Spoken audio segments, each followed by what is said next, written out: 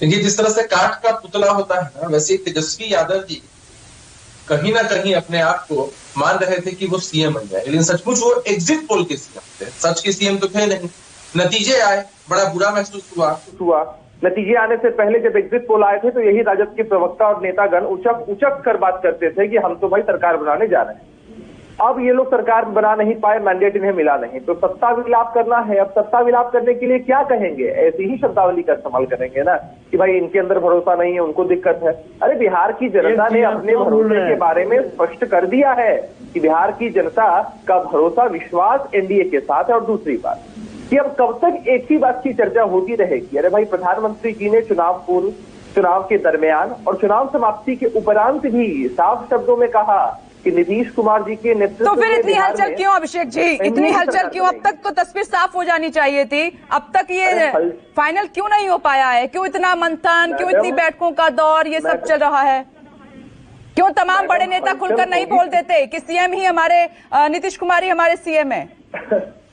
अच्छा, एक बात बताइए मैडम, आपके तो सवाल में ही जवाब छिपा हुआ है। और जब प्रधानमंत्री जी ने कह दिया तो प्रधानमंत्री जी से बड़े कोई नेता है पूरे देश में या एनडीए का कोई इससे बड़ा चेहरा है? प्रधानमंत्री जी ने बीजेपी मुख्यालय से मीडिया के सामने अपने लोगों के सामने स्पष्ट किया कि बिहार में एनडीए की सरकार बनेगी नीतीश कुमार जी के नेतृत्व में। अब उन्होंने अभिषेक जी, इस बात का जिक्र तो हम भी कर रहे हैं सर। ये तो देश ने सुन लिया कि खुद प्रधानमंत्री नरेंद्र मोदी जी ने ये अनाउंसमेंट की थी कि सीएम बनेंगे नीतीश कुमार। अब इसके बाद क्या बचता है? तो ये देरी क्यों सर? ये देरी क्यों? देरी देखिए, 10 तारीख को नतीजे आए, 11, 12, 13 और 14, 4 दिन है। आज 5वां दिन। आप जानती हैं कि दिवाली किस धूमधाम से पूरे देश में मनाई जाती है, खासकर बिहार में मनाई जाती है।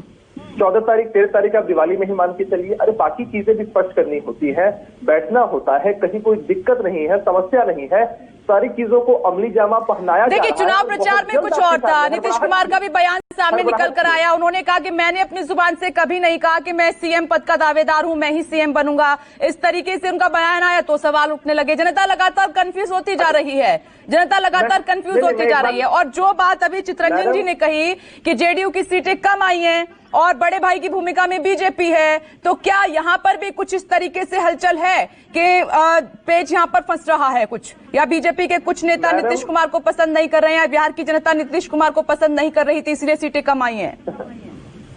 मैडम, एक बात मैं आपने 2-3 सवाल पूछ दिए, मुझे समय दीजिए अनइंटरप्टेड, मैं आपको बताता हूँ कुछ। देखिए, आपने कहा कि नीतीश कुमार जी ने कभी नहीं कहा। अरे आप नीतीश कुमार जी का कोई भी वीडियो सामने ला सकती हैं जिसमें नीतीश कुमार जी ने आज तक अपने बीते 15 वर्षों के कार्यकाल में या उससे पहले जब पार्टी लड़ रही थी आरजेडी के खिलाफ, तब भी कभी नहीं कहा था कि मैं मुख्यमंत्री बनूंगा। वो हमेशा ये कहते हैं कि जनता अगर जनादेश देगी, आशीर्वाद देगी तो हम काम करेंगे।